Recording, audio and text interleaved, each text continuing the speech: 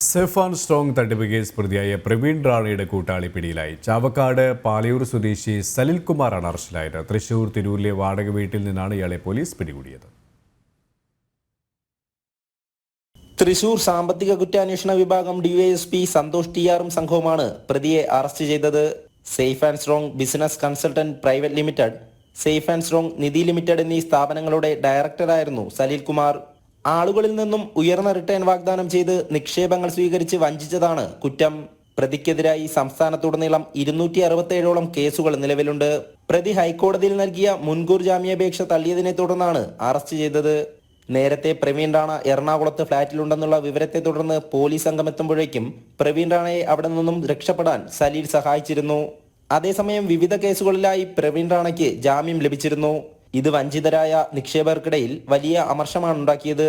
തുടർന്ന് പ്രവീൺ റാണയുടെ സ്വത്ത് കണ്ടെത്തൽ നടപടികളും ആരംഭിച്ചിരുന്നു. ഈ സാഹചര്യത്തിലാണ് പ്രവീൺ റാണയുടെ കൂട്ടാളിയായ സലിൽകുമാർ പിടിയിലാകുന്നത്. കോടതിയിൽ ഹാജരാക്കിയ പ്രതിയെ 14 ദിവസത്തേക്ക് റിമാൻഡ് ചെയ്തു. ജനം, തൃശൂർ.